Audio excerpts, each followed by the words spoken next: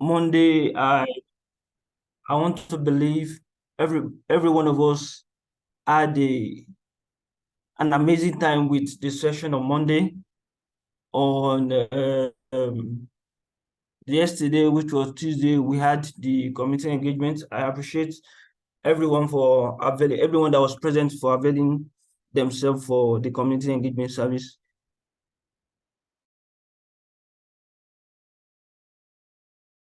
Third day of the event, which is the career/the head talk.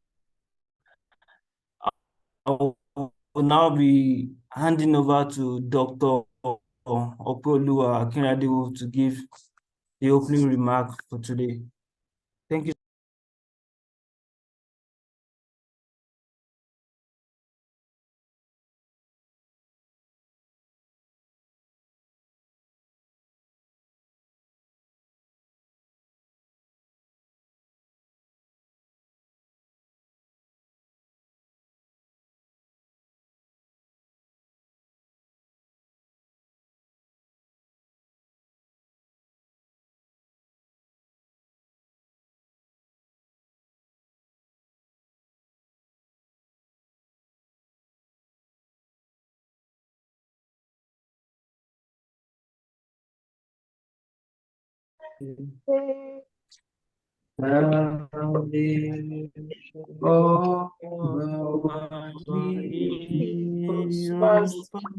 Shall never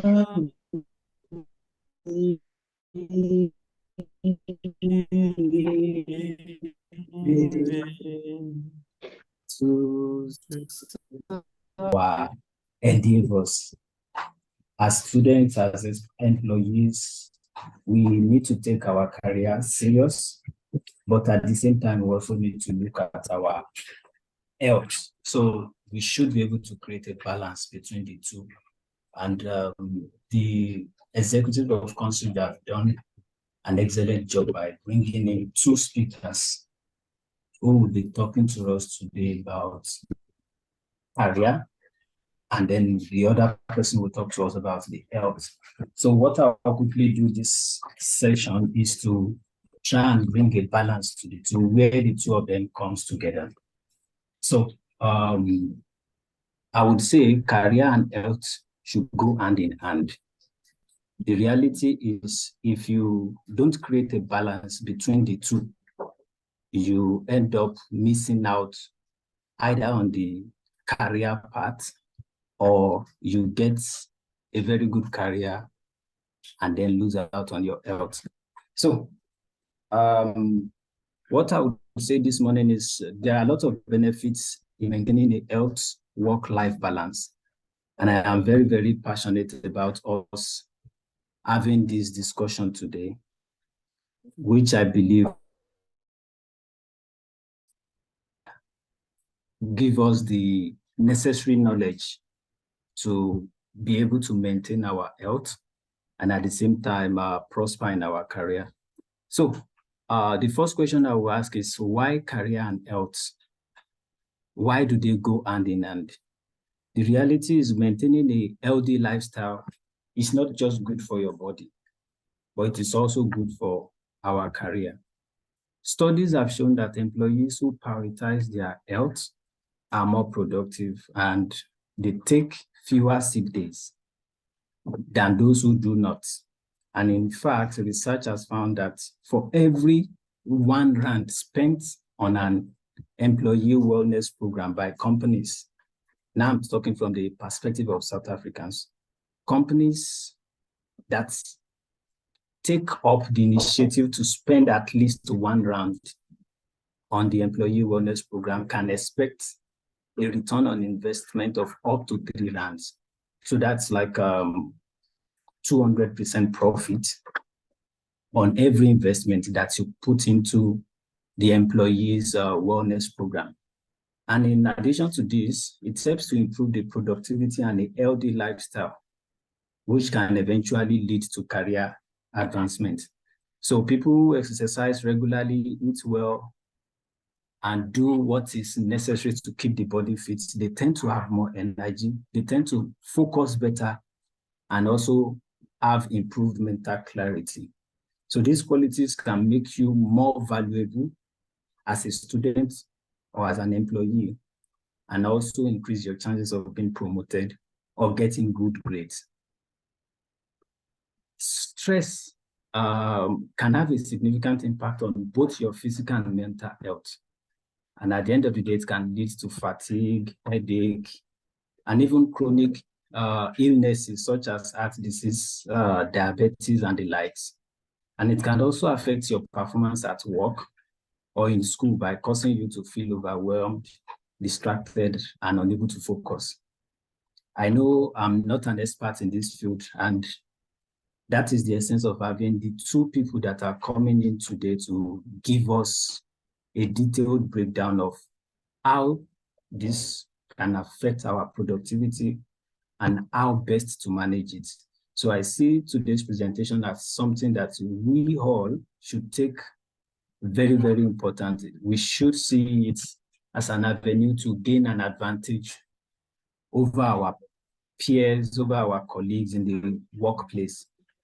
I read something somewhere recently that shows that studies have found that people who exercise regularly are more productive. They have better time management skills, and they are less likely to experience burnout. This is because they have created time to keep the shape. So one success story that I also read came from a marketing executive who stated that having incorporated daily exercise into his routine, he found out that he had more energy throughout the day. He was able to focus better during meetings and even develop more creative campaign ideas. While a colleague of mine who is also a software engineer once indulged me and said he started taking midday walks at work. So during his lunchtime, he steps out to take a 20-minute walk. And he found out that it helped him clear his mind.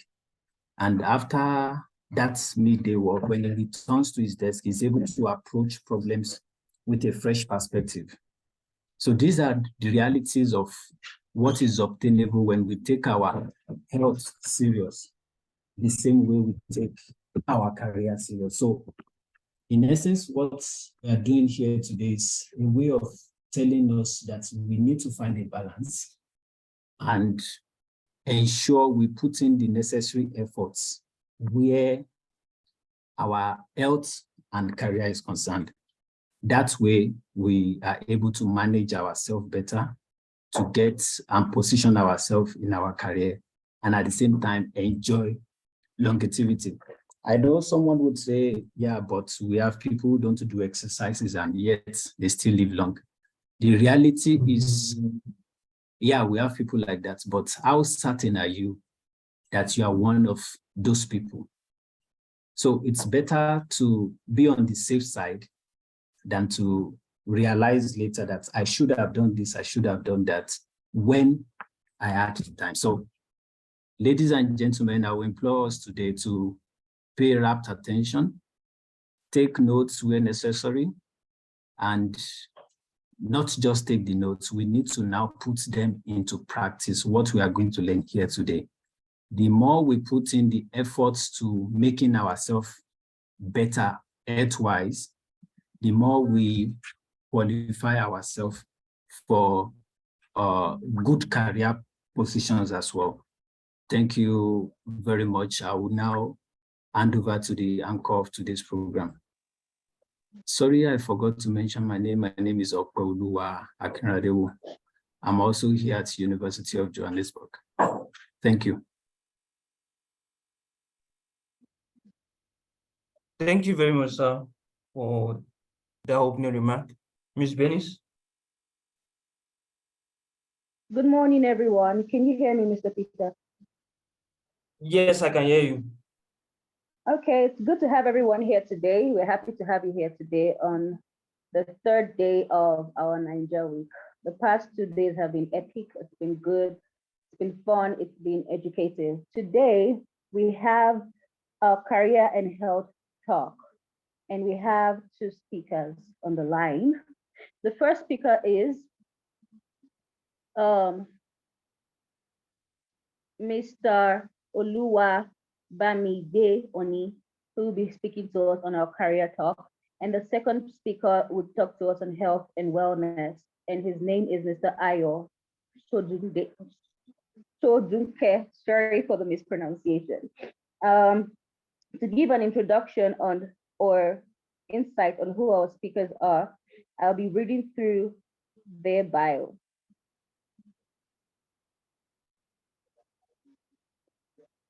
So our first speaker for the day is Mr. Oluwabamigbe Oni. He's the CEO and founder of Eden AI, an AI startup that uses AI to improve the quality of life for individuals, businesses, and societies.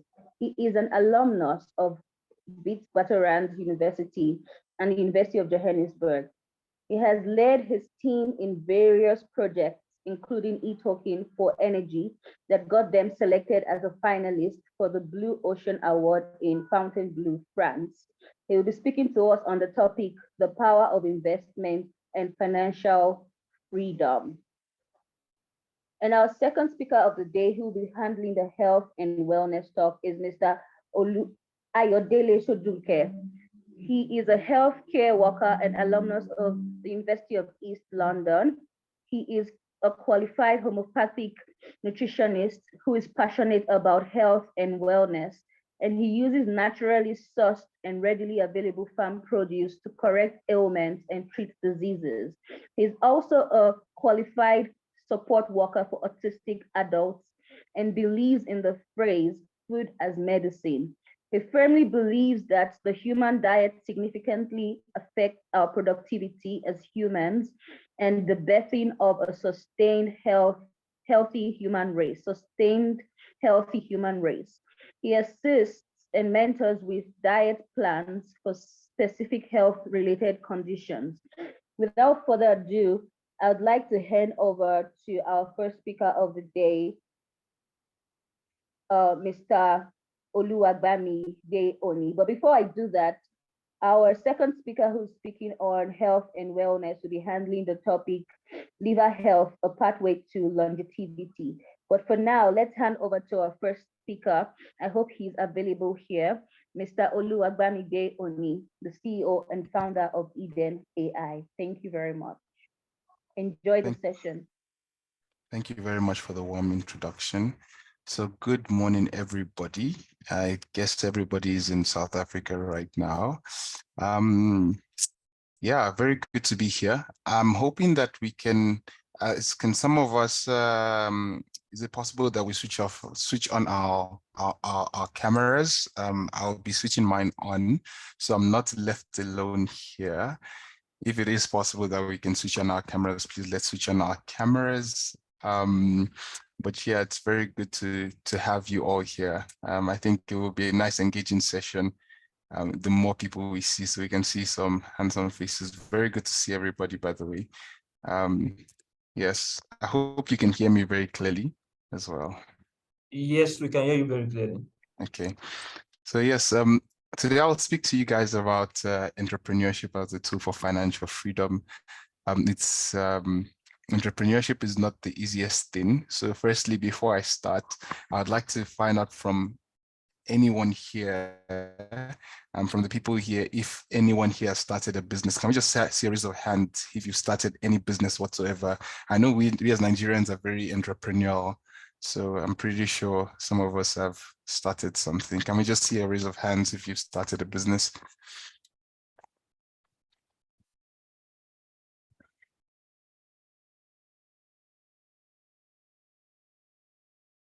Okay, so 1, 2, can we see maybe even on Zoom, you can react by raising up your hand, like this, if you'd like to raise up your hand or to lower your hand. Is there anyone else who started a business? I can see 2 people there. Okay, 3. Any other person? 4. So I think there's quite a number of people who have started a business. So the next question I'll ask is, what were the major challenges with running your business for the people who raised up their hands? What are some of the challenges that you face? At least one challenge.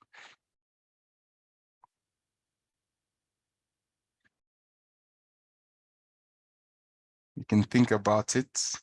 Please, anybody, please feel free to answer the question. The question is, what was the biggest challenge that you found when starting your business?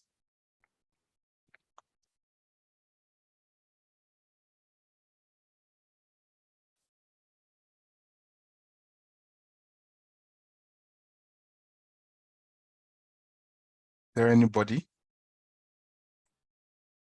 Okay, so maybe people haven't found challenges in starting their business. I know I have. I remember I have a friend, his name is Brandon Sibanda. We work together as well at Eden, and we I remember when we're in university, well, not university really, but when we started working together, because we worked together, I worked at Intellect, the software engineering company, for a while. So we worked together, and I remember me and him were always keen on working on side projects and making some money off these projects. And I remember counting the number of projects me and him attempted to make work to bill a client on, and the ones that we failed at, or for some reason we didn't fail at the project, but the clients didn't give us the money, or we did, or we like showed ourselves to them, but in the end we just couldn't get everything through to the very end of the project cycle.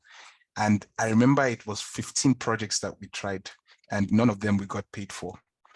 And I was like Brandon, how can we, me and you, two grown adults with the head, and 15 projects we try, and with everything, one thing or another, we tried with whites, with black, with Indians, with coloreds, but nothing happened, regardless of race, creed, woman, man.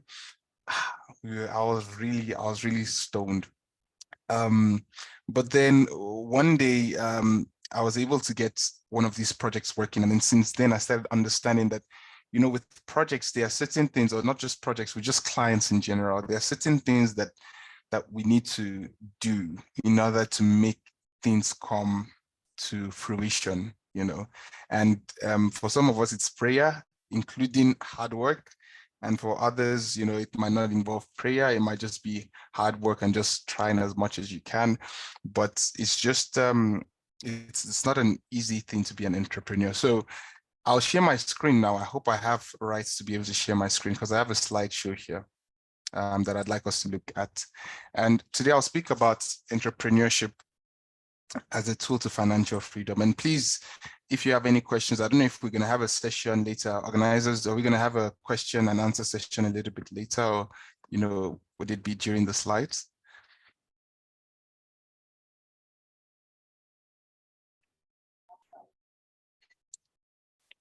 We have the question and answer sessions later, sir.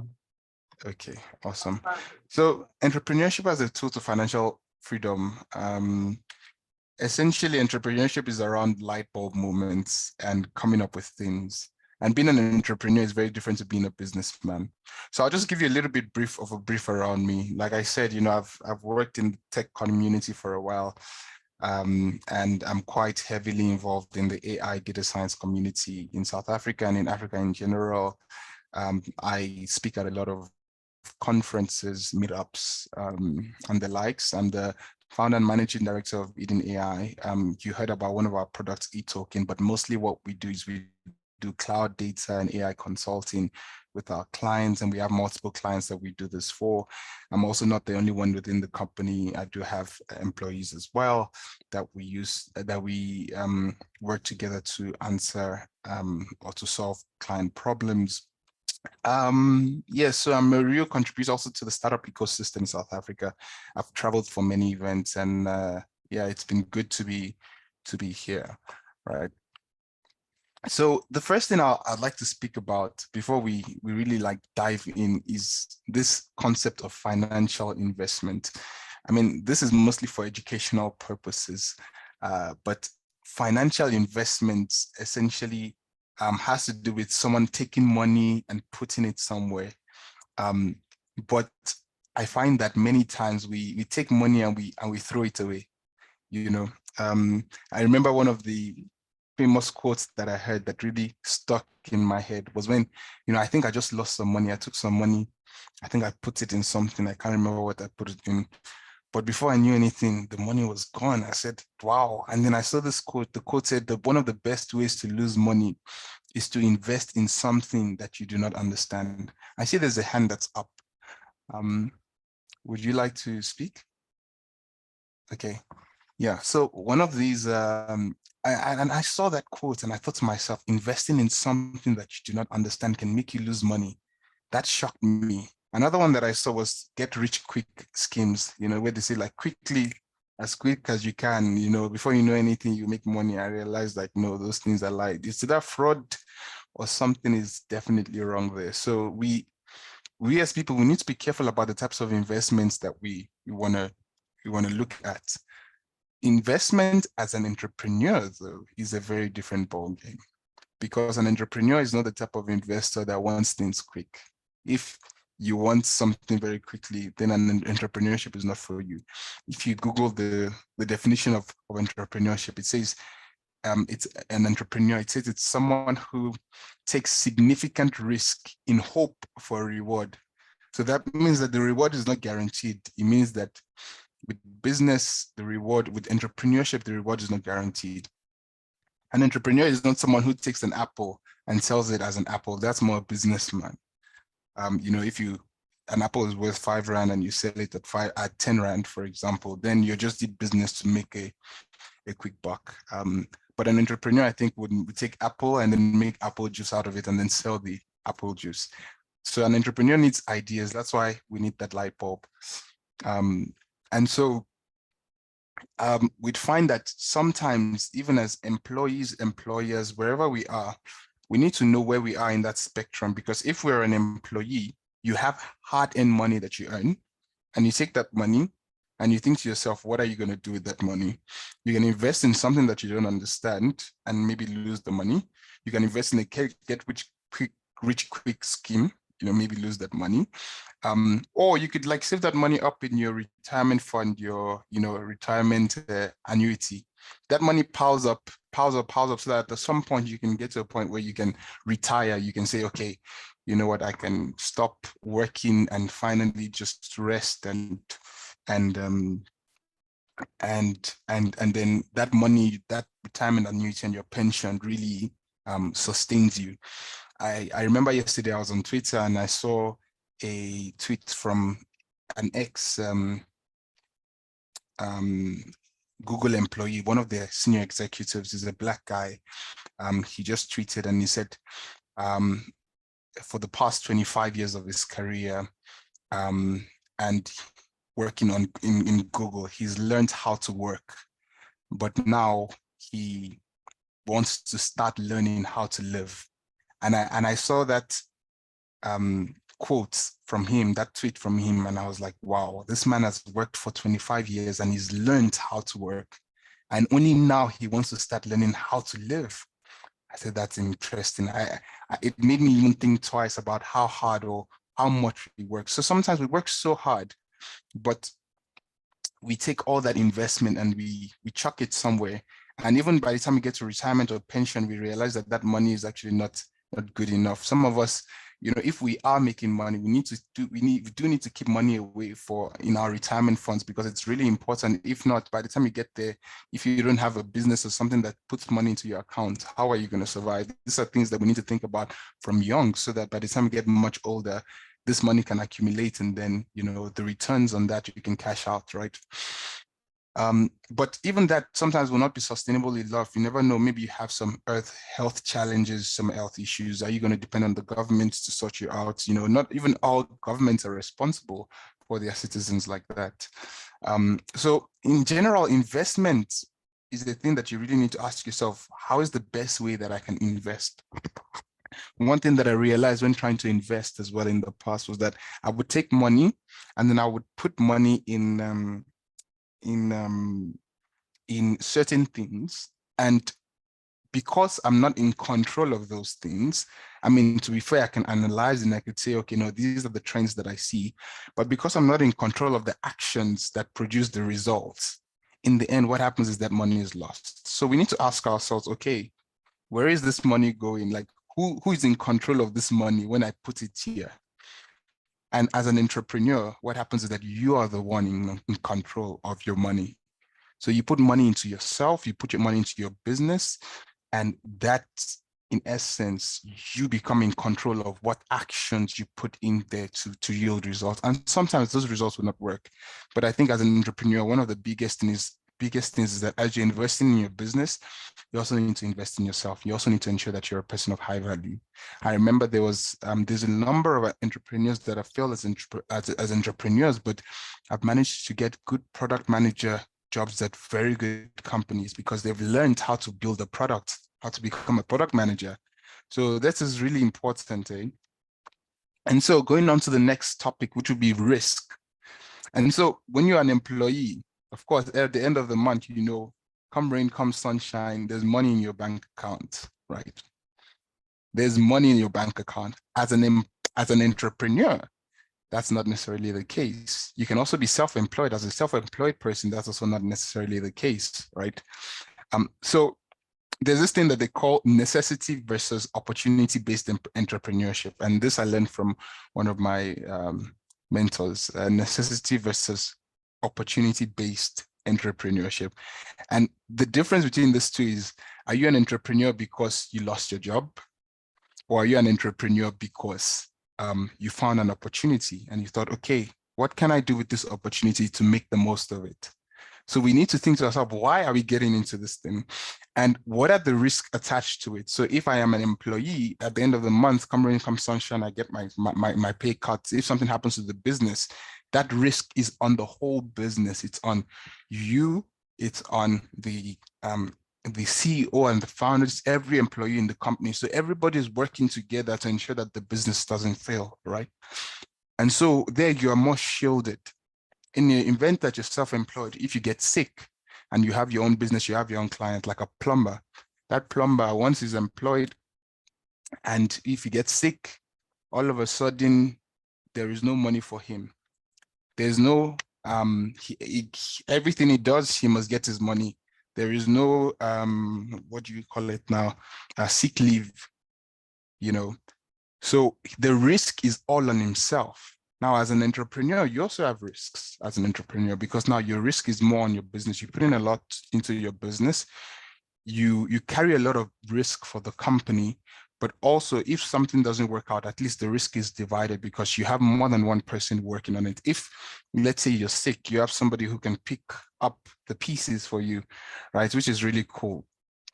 As an entrepreneur. And I find that myself very valuable because it's not every day that I'm up for it. Even last week, 2 weeks ago, I was sick, but things were still moving, and I thank God for that, you know. But essentially, these are the things we need to think about. So necessity versus opportunity-based entrepreneur.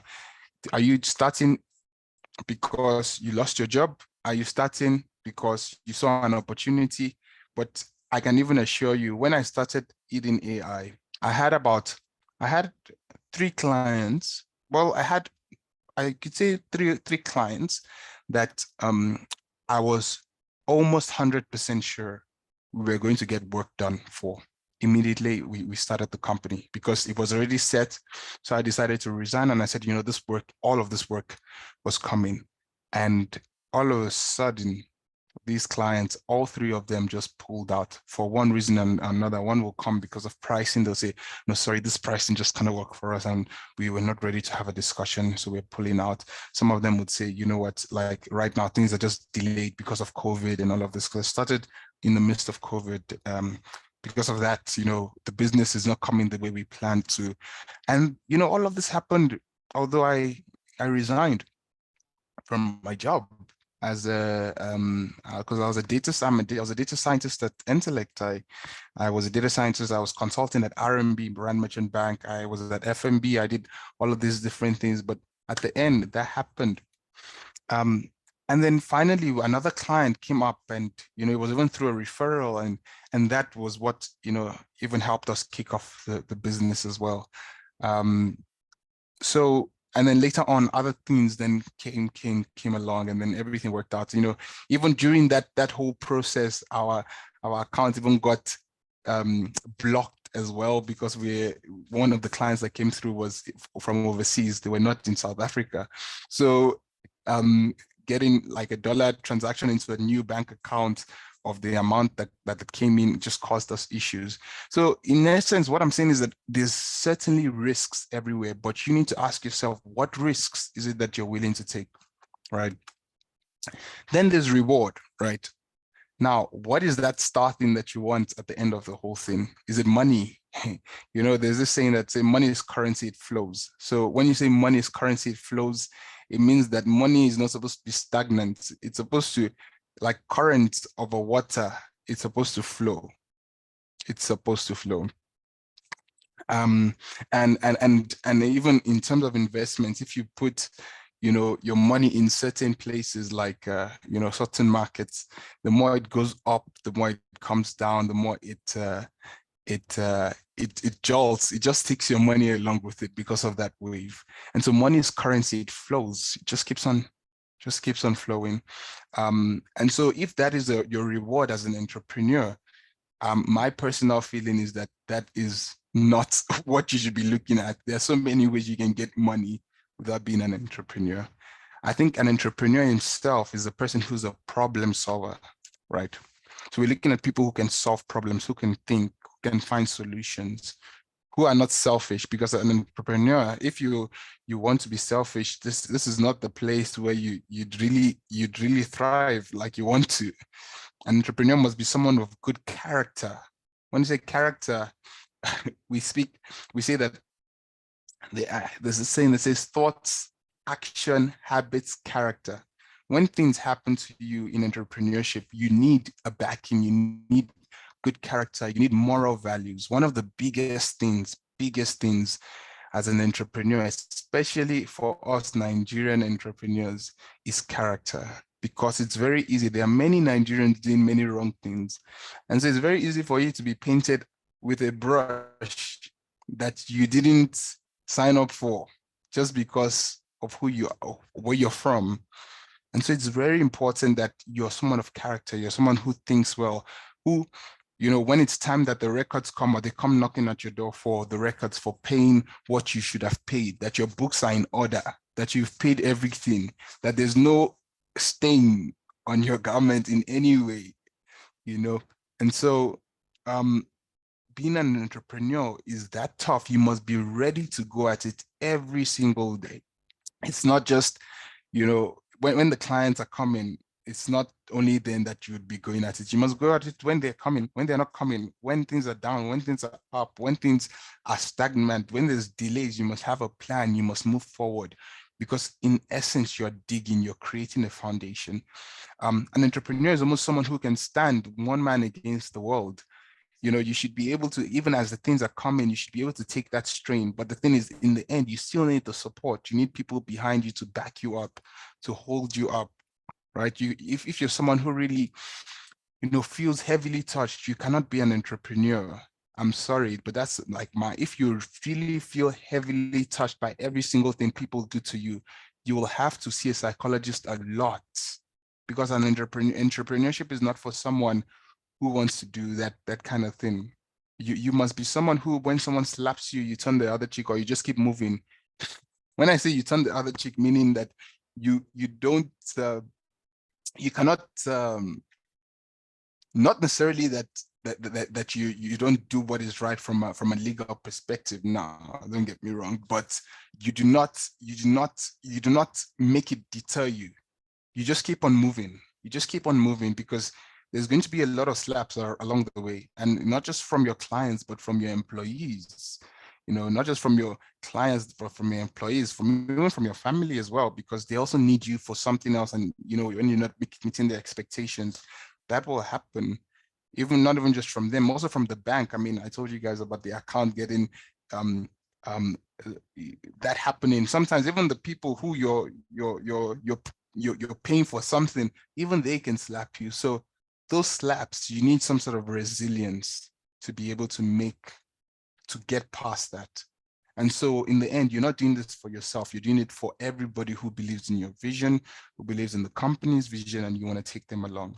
So the first thing is your thoughts. You really need to mind what you think about people. I told myself when I started my business that in no way would I take anything that happens within the business personally, because it's very easy for it to become a personal thing.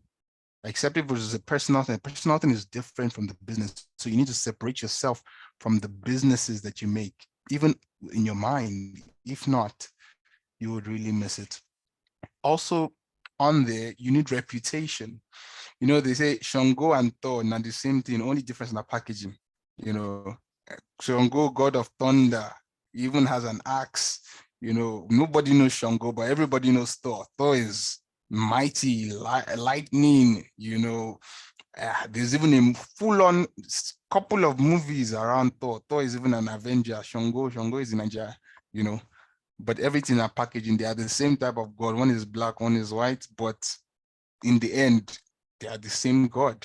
The only difference is just packaging. So I think we need to consider our reputations as people. What is our brand? What is our strategy? What is our designs? What are our logos? What is the marketing effort? What is the sales efforts that you're putting towards it? How do you want to reach out to your clients? How do you want to convert them?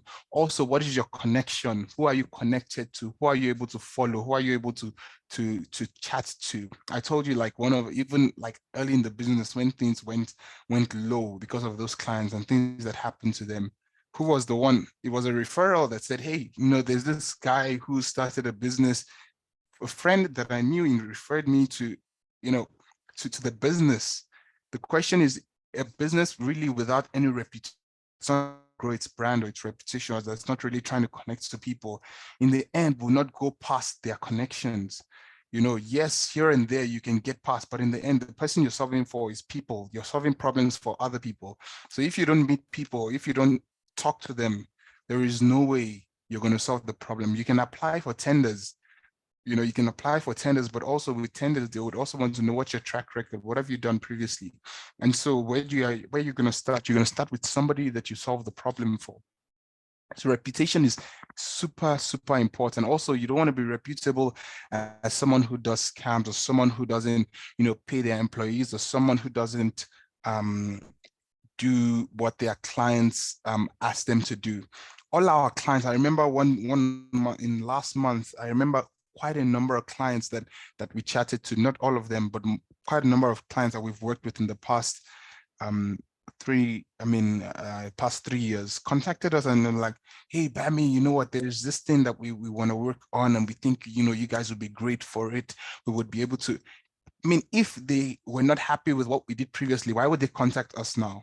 And, you know, in our case, it's B2B, business to business. It's not business to consumer. And so because it's B2B, it means that it's very hard to just find clients. You don't just find clients the way you find consumer clients. It means that it's bursts of client engagement, and then they last for a while. And then maybe 2 years later, a client remembers you, and then things come back up again. Right? So the brand is really important, and connecting to the right people is really important. Then the next thing is partnerships. I might not take the full 15 minutes here, but I'll just try to, you know, talk about as much as I can, you know, just so that we can flow. And I think sometimes with entrepreneurship, some of these things has to do with more doing and questioning and like taking the leap than anything else. But partnerships, where are you now? Where do you want to be? And how, and can you get there alone? Those are the questions you need to ask yourself. Where am I now? Where do I want to be? And can I get there alone? I think in South Africa, it's very important to have partners. Very important. It's something that on our side, we're working heavily on.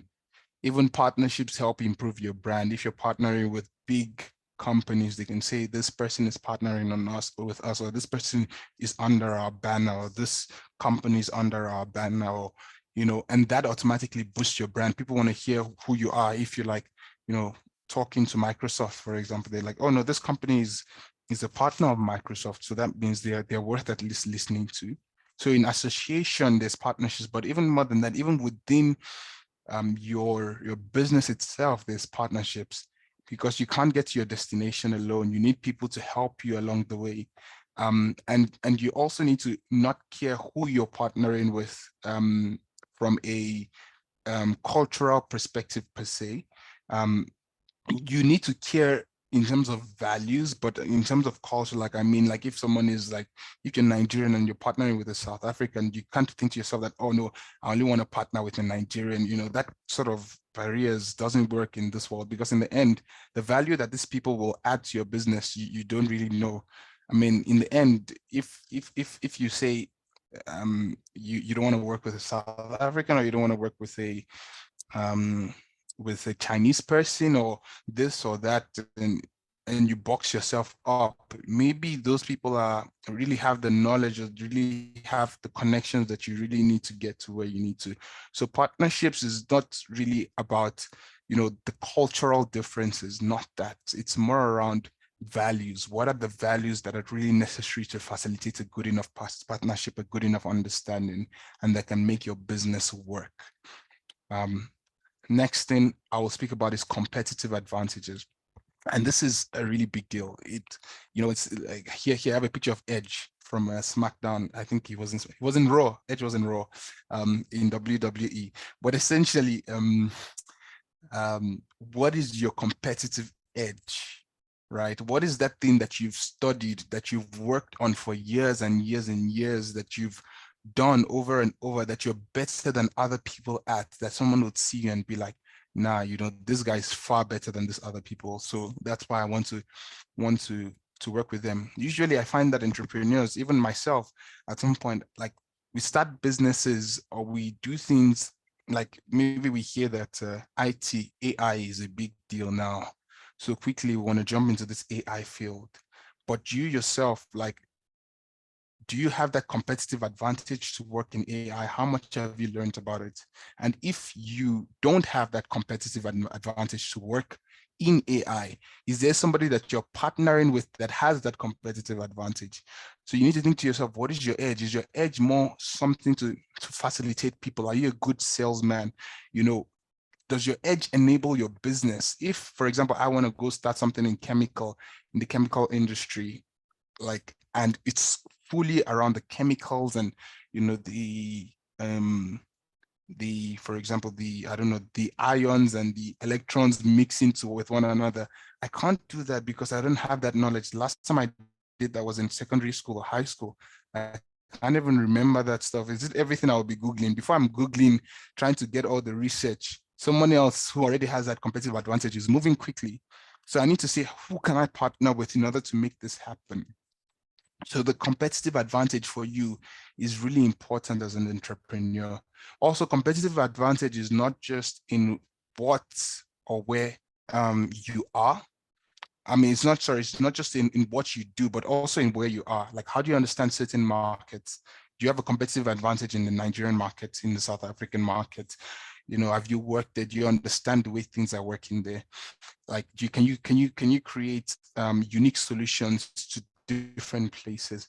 Also, can you scale the solutions if it's from a technological perspective? However, then the next thing I'll speak about is the seasons that you're in, because these things are pretty important. We speak about, you know, this competitive advantage, because then once you have your team, you have everything coming together, and you've ensured that on your side, you know, you understand your risk, you understand the reward, and now you want to start the business. Next question you're going to ask yourself is, where are you right now? It's very simple. It's very easy for us to think to ourselves, because buying and selling is such that when you buy, you sell, you get income back immediately. Entrepreneurship is not like that, because everything has a different season. Everything has a different season. So that means that, are you planting a seed right now? Are you working on yourself right now? Are you watering your seeds right now? Are you in summer right now? That's what entrepreneurship is about. It's not every time that money will come, you know, until you've built that pipeline where things that you've done in the past, like what you've done last year is what you eat this year. What you've done 2 years ago is what you eat this year. It's not like what you're doing now is what you're going to eat now. It's like when I said the client called me, they called me from last year. When from us working with them last year or 2 years ago, when I said that my friend, referred these clients to me, that relationship, I didn't just start at that point. That relationship I had for a couple of years. This person had worked with me, they had seen me, they had chatted to me to a point where they could refer. I mean, yes, I mean, here and there it happens where out of the blue, something comes up from nowhere. That is certainly a thing. But most times it will be a thing of what or the seeds that you planted or the holes that you dug previously is what then comes through for you now. So it's very important to term your day, to term your month, to term your year. What is it that you're doing at a specific point in time? Again, entrepreneurship as a tool for financial freedom is not a thing of now, immediately, now. It's a thing of later. It's a thing of, like I have one of my mentors, he has a business that's making over a billion rand in revenue yearly. And yeah, it's insane on his side, but like it's very easy for him to just chill and just leave it to people working and doing what they are doing, right? So in our case, for a new entrepreneur, like if that's where you want to get to, then that's great. But then the thing is that it's not going to start today. He was working on it previously, and now he's just chilling, in quotes, right? Of course, he's working on other things, but he's not putting all his head on that business, right? So essentially, the key thing is just to start, right? Once you decide, okay, once you understand what you're doing, I don't think there's ever a great time to start. It's always better to start when you have clients already, that's working with you, or that you're already billing them. But sometimes you'd find that even working with a business takes a lot more of your time than you would normally like. So essentially, starting is important. Getting some money together, putting some money together. I tell you, and I don't lie. I don't want to say this too much, but the amount, I won't even mention the amount, but the amount that I started my company with was really, really little. It was really little, because I told myself that, you know what, this company, it's not about buying and selling. This company is around the value that is within the individuals, because what we do is consulting. So I thought to myself, I have a lot of value in this domain. How can I monetize that value? The value that comes into this company is premised on that value, not on the money that you come in, so that you put into the business. So it's important to put money into a business to facilitate certain things, but you need to know what you're facilitating. If you have a product idea and you're quite sure of what you want to do and you want to quickly scale it up, and you're looking for investors to put money within your business to start that to be able to rapidly scale what you're doing, then investments is great. That's a good way to go.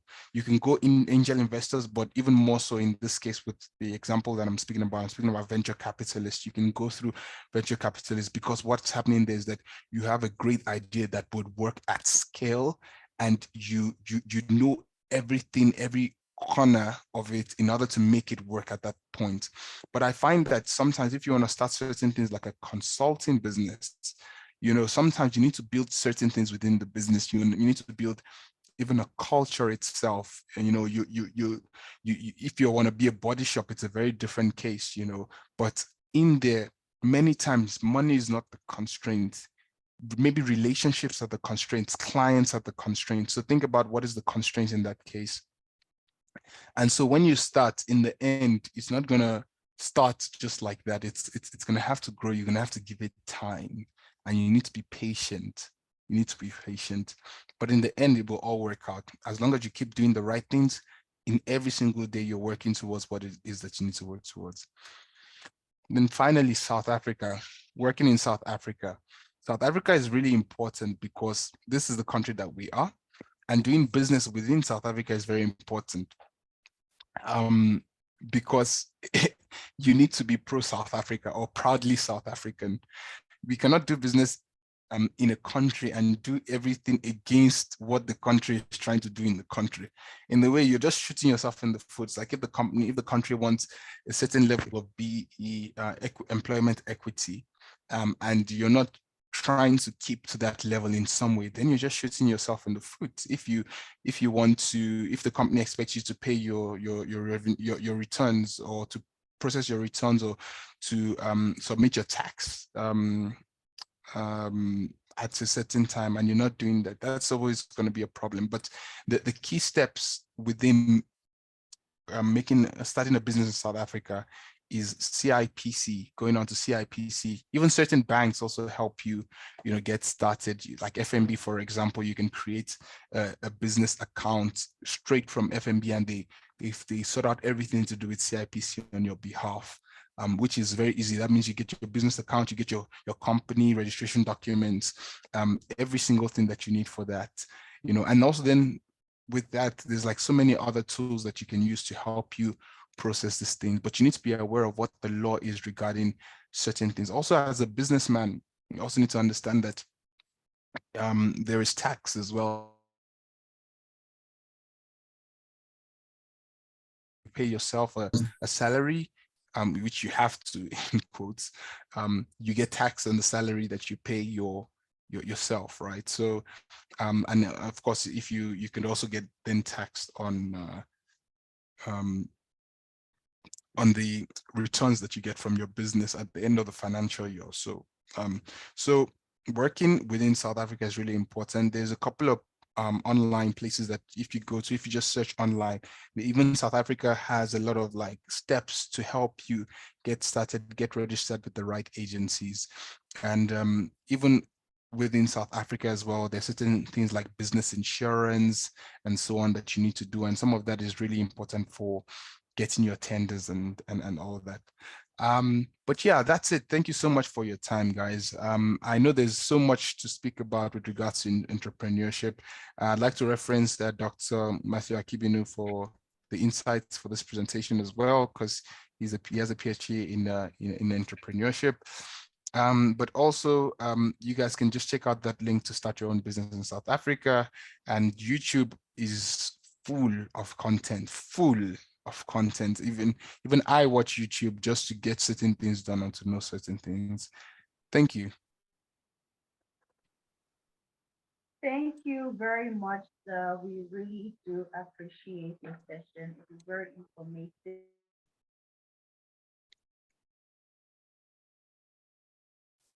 It's a pleasure. Thank you. Thank you very much. Thank you again.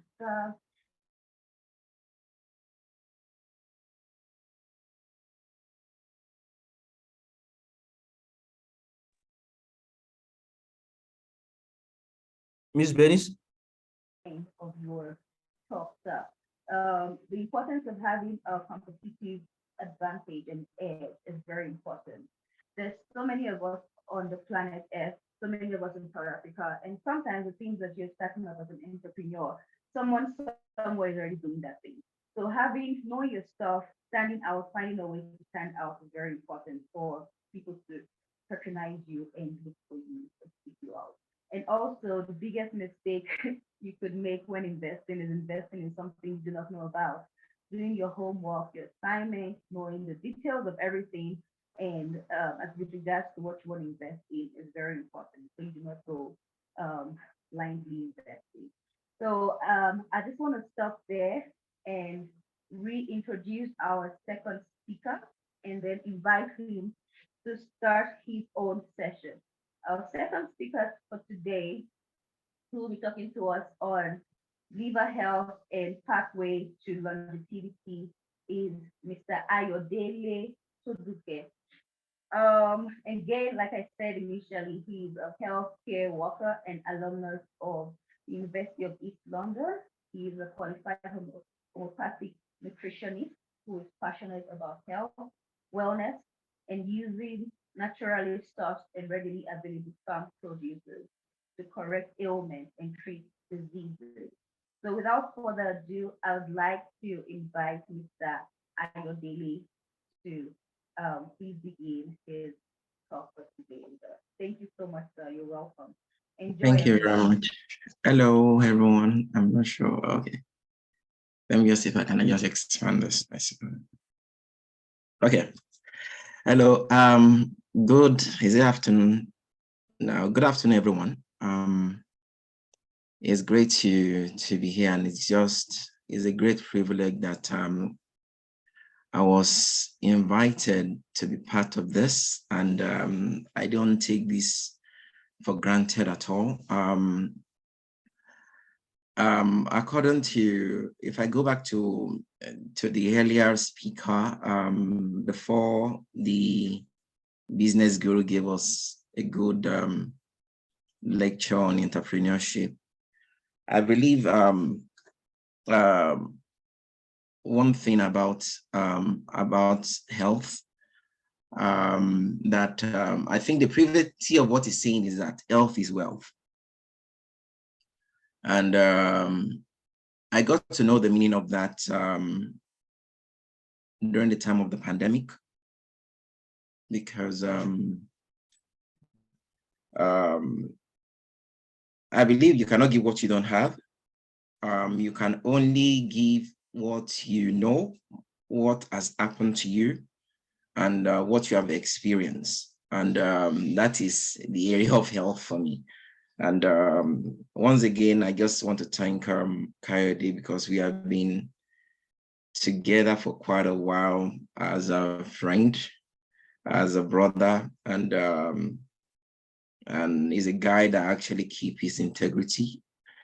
And thank God, all these years that we have known each other, we have tried as much as possible to be of blessing one way or the other to one another. Anyway, the title of today's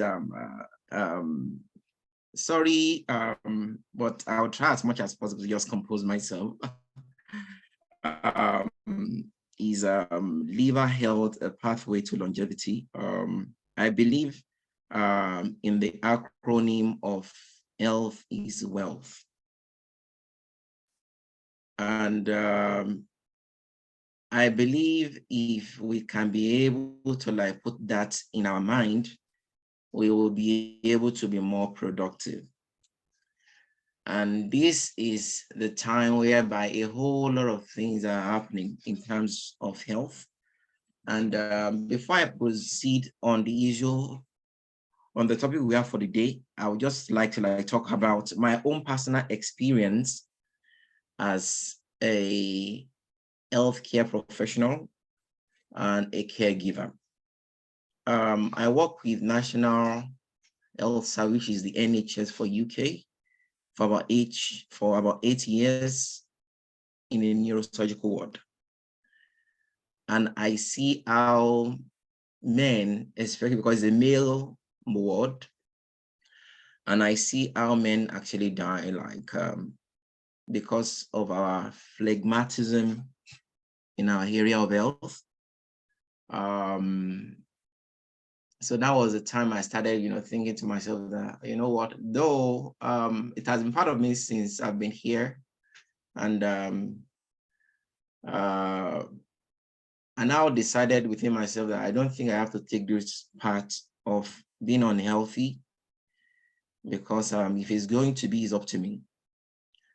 And I believe once I can be able to look after myself, I will have more power and more grace to look after other people, that their life depend on my level of care. So that was the reason I started, making sure that I look after myself as much as possible. So 2 years ago, during the time of the pandemic, is it 2 or 3 years, going 3 years now, I believe, I was redeployed to COVID ICU. Even when I was redeployed, my wife was, how women are, that she was scared about it, that she doesn't want to be a widow overnight. I said, this is not about, I know this thing. I know that, one thing about, we don't realize about virus is this.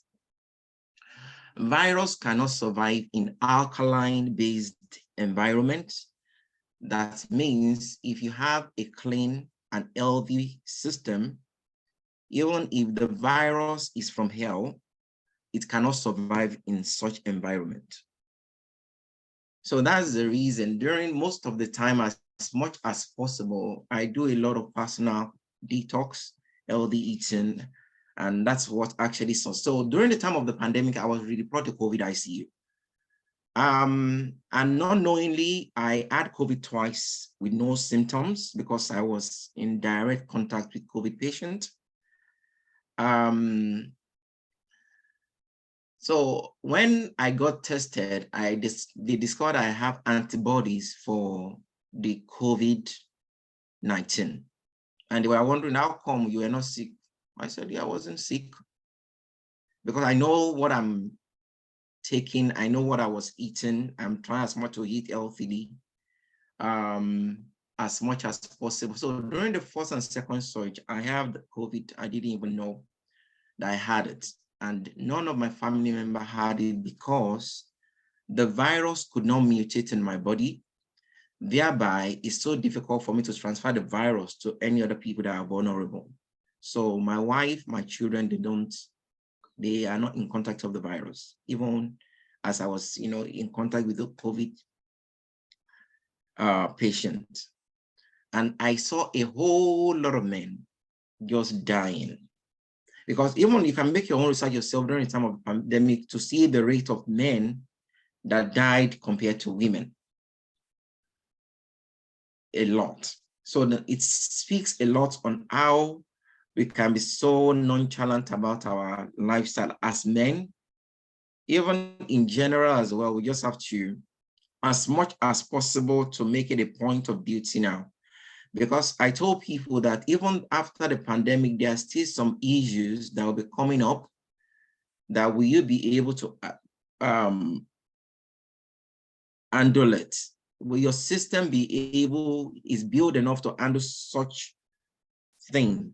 Even we have recent pandemic now in Africa, which is a fibroid on women and pile for men. So that's another pandemic that has been there. So, and it's still all tied to what we eat. So in privity, I believe, and it has worked so much for me through all these years. I remember about 6 years ago, I started having like blurry vision. And even my wife was saying, oh, you are getting old now. I think it's high time you get a glasses. I said, I'm not going to have glasses. So it's all about going to the root cause of what you are going through. And that is what I did. So I started, I changed my diet, more of plant-based, a lot of early on vegetables. And within 6 months, I started seeing clearly again. And since then, I haven't used any glasses because I don't want to. So it all depends on what we decide within ourselves. That am I going to be part of the statistics of people that the doctor will dictate their life to, that the doctor will dictate their lifespan to? So it's all lies in our own hands. So let's talk about health, about our liver. Followed by the brain and the heart, our liver is one of the most important organs in our body. They call it liver because that's what actually keeps us living. They call it liver. Because every disease, whether you want to live long in life, or you want to have a shorter lifespan, it depends and solely rely on the health of your liver. Your high health is the liver, because everything you put into your mouth, the liver takes it and uses it and store it for future use. So if it's the good one, the bad one, or the uglies of the uglies, the liver take them and use them in the future. So whatever you put in your mouth, know that, yeah, is it really benefit for my liver to promote my longevity? So that is one of the questions you have to put down now. And now a whole lot of people are actually eating, but they are not eliminating. Why that is still lie to what the state of your liver is. A lot of people in Africa, because of our way of life, like our excess consumption of carbohydrates, some guys, drinking a lot of alcohol, have undiagnosed fatty liver. So imagine you are fat, definitely you're very, very sluggish. And the same thing lies to your liver. So once your liver is fat, that means a whole lot of other issues will start setting in.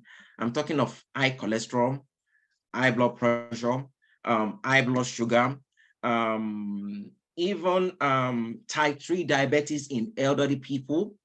I'm talking about dementia and Alzheimer's, because all things start from your liver health. So that is the more reason we have to, like, as a group, as individual, make up our mind now.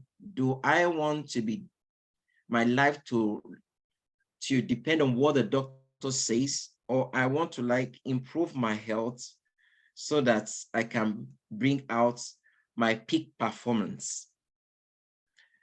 I remember one of my friends asking me about 2 months ago that, when you wake up in the morning, do you normally have? I said, I don't know what pain is.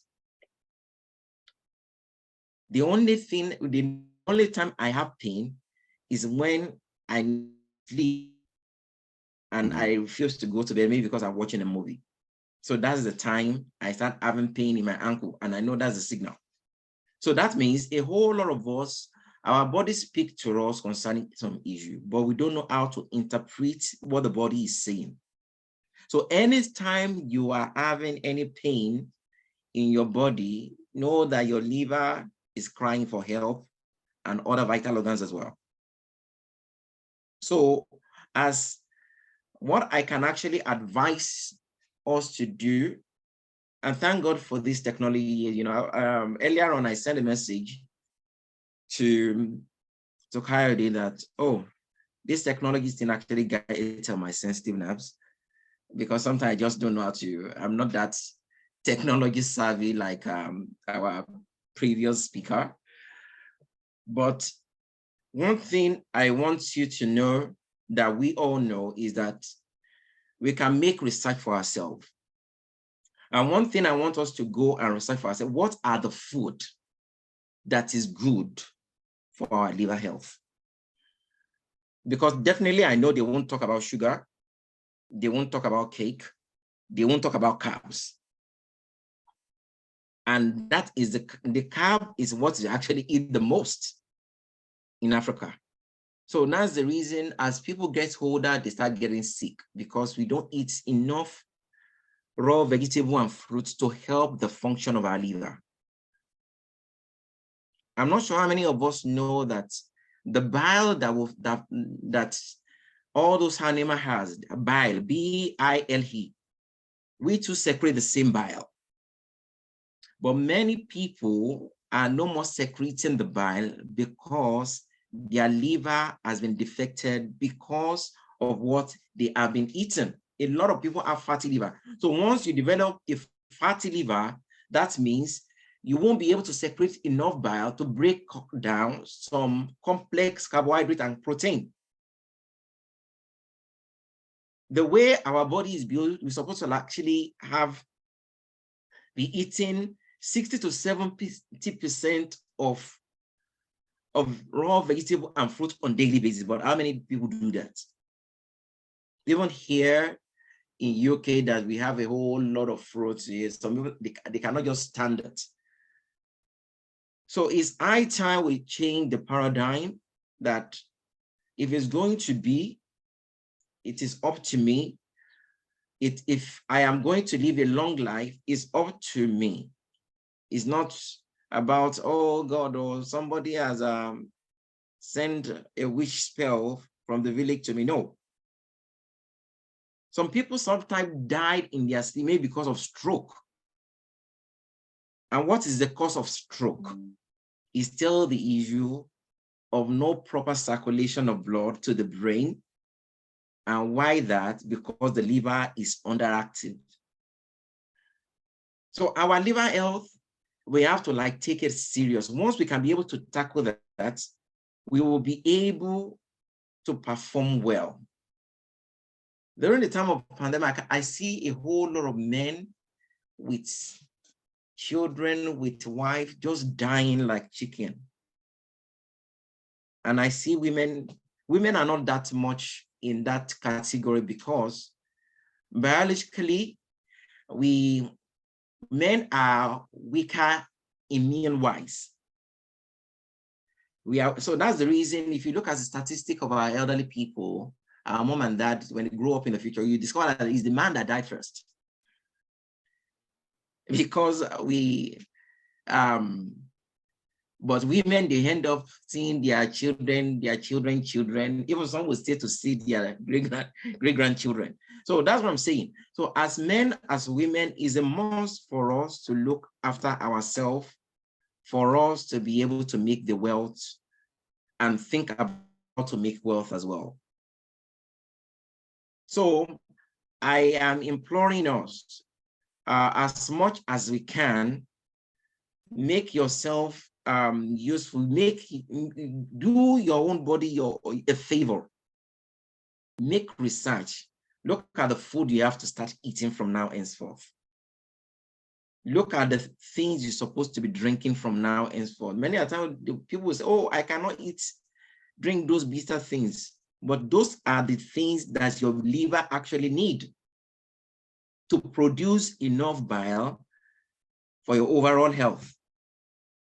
So if your body is not producing bile, it's like you are a ticking time bomb. Something's about to happen.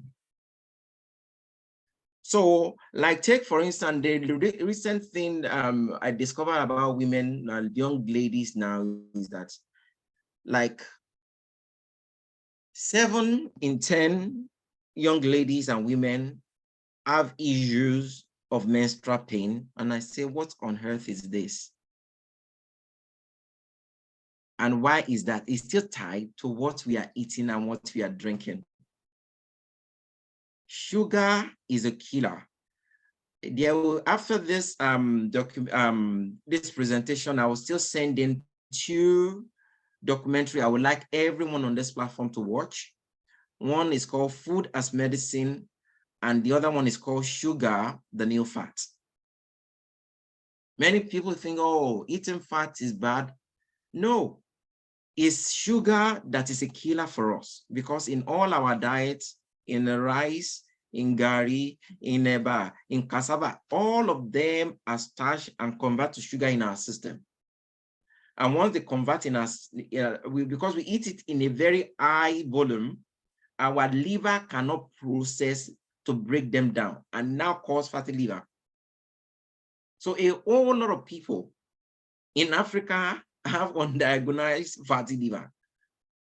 So, and once your liver is fat, that is how a whole lot of issue sets in.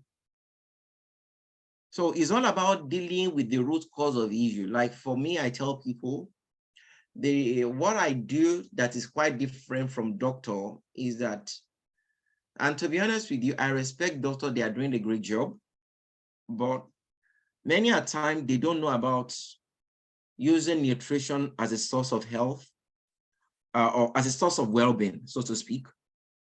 So they just scratch the surface. If you're having pain, like people with arthritis, if they're having pain, they will tell them, oh, go and use painkiller.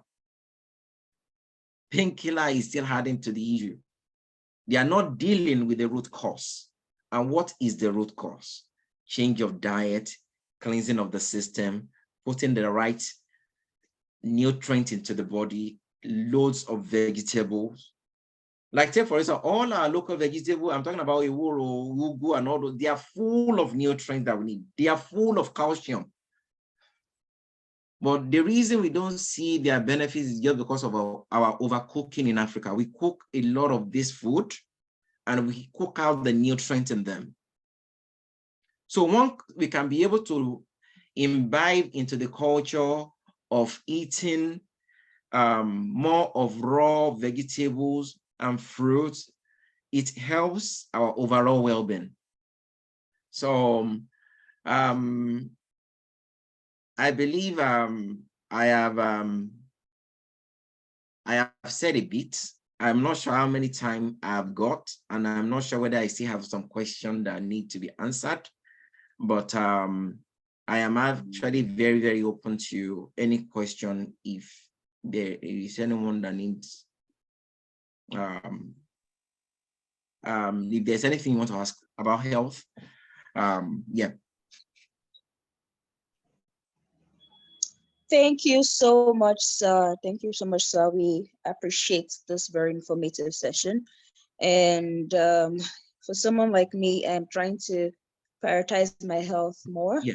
I think for those of us in the academics, we focus on the books sometimes and just eat whatever is close by.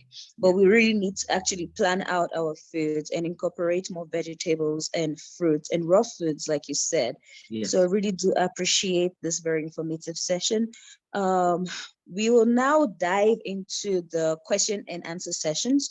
So I'll be handing over to Adesewa, but we'll be asking questions that will be asked to be directed to both speakers. So Shewa, if you're there, could you please take over this session and I'll continue later. Okay, thank you so much, Bernice.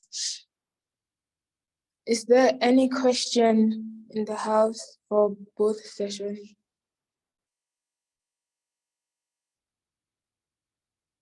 Okay, the president is saying yes. First and foremost, thank you to our guest speakers. Thank you, Mr. Oluwabamigbe, and thank you, Mr. Ayodele Sodunke. We really appreciate your time and your share of wealth of knowledge with us as well. Let me start with the question for Mr. Ayo. Yes, I think a lot of us nowadays are actually understanding or have that idea that we need to prioritize our health.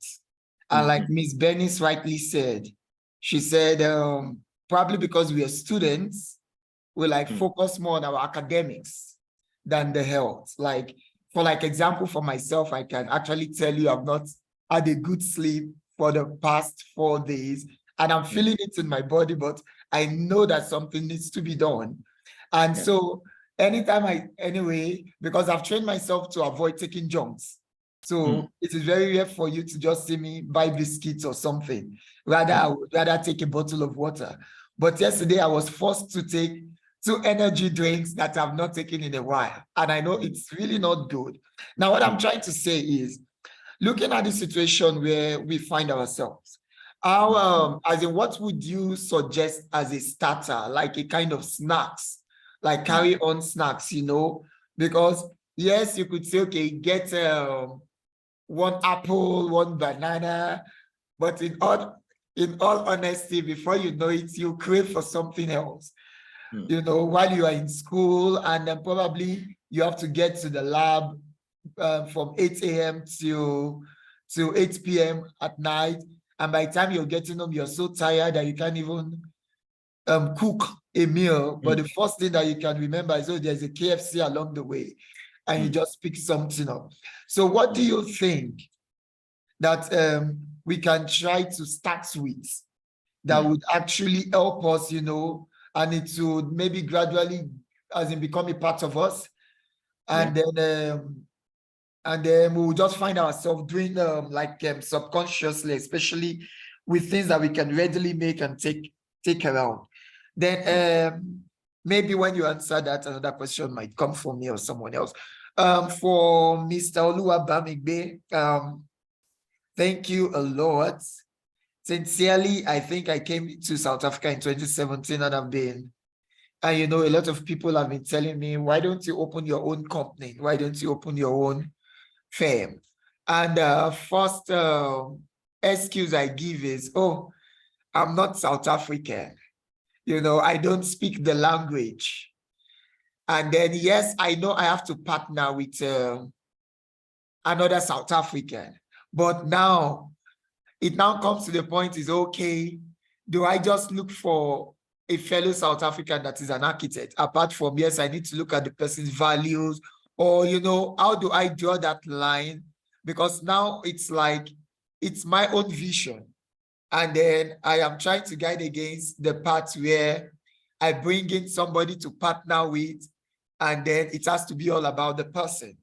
You know, that has been my challenges, but at least you've been able to answer part of those. So for somebody like me now, that is like, because yes, I've been doing some consultancy here and there, because I have a company registered in Nigeria, but not here. And I really wish I would register one here, you know, to make things much easier to bid for projects, you know, and the rest. So I don't know, aside from me now asking on behalf of everyone, is as in, can you create like a platform for like us, whereby probably anyone that wants to reach out to you to find out more information about registering their company and all documents needed can do that? And at the same time, can you also help in the part of okay, like I'm suggesting, what is the first step that somebody like me needs to take? You understand? Because sincerely, you really challenged me, and I'm telling myself, if not next month, at least before August, I should be able to register my company here. Yeah, thank you. So I don't know who wants to go first. Miss Bernice or Miss Adesewa, offer to you. Right. Okay, thank you so much for your question, sir.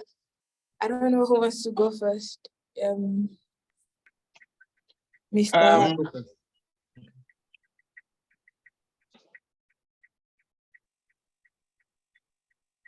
Hello, sir.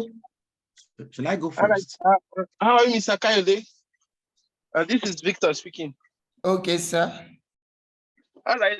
In terms of registering a company, I think it's an easy process. Actually, 5-step process that you need to undertake with the CIPC body. It's located somewhere in County Center. It's really cheap. You don't really need a South African to open a company, depending on the type of company you wish to register. So let's say you only need a South African if your consultancy requires like one of the local languages in terms of translations and clear communications with South African citizens. But then in terms of registration, all you need is your passport, because I think it was in 2020 that I managed to register, though it's more like a partnership company, but then I was able to register with my passport. They don't really require you to register with ID or no ID. They don't even require a visa. They just need a valid passport, and then a payment of, is it 175 rand or 180 rand? And then it gets activated within 7 working days after payment. So that's for you to get your CICP certificate number. And I don't know about tax, because the tax, you need to do a separate application for it. But in order to register your company to become legal, it's just 180. I don't know if it has increased now. Payment, and then your valid passport, your residential address, and other following informations. It's really easy, just 1 or 2 steps. Oh, thank you, sir. Okay, thank you so much, sir. I don't know if Mr. Ayodele has anything to add. Okay, yes. Yeah, with the issue of getting snacks and healthy snacks, I believe if we can just, because I'm not sure how South Africa is, because I know Nigeria, I was told buying fruits and veg is quite expensive these days. I'm not sure about how it is in South Africa. So we can actually make it a point of duty to buy, as much, fruits, and also like nuts, especially the unsalted ones like cashew, peanuts, because all those ones are actually good protein that we can actually be eating. So far is unsalted ones, not the one that are full of salt, because you don't want anything that you still be putting in and causing some issue. So if you can try as much as possible, all those nuts can be part of what and one thing with nuts is that they actually suppress your appetite from snacking too much because they are protein and they won't be spiking your sugar level. And one thing that we don't realize is this: the more you have sugar spike, the more it decreases your lifespan. So that's the more reason you have to make sure that what you are eating doesn't spike your sugar level, because once that is happening every now and then, that is what actually leads to metabolic issue like diabetes and all other things. Some people say, oh, I'm not diabetic, I can take sugar, but I know you're not diabetic, but you are still spiking sugar. So as much as we can, we have to eat something that will not spike our sugar level on a daily basis. So more of protein in terms of nuts can be added to our snacks instead of all those cake and biscuits that we take on a daily basis. Thank you.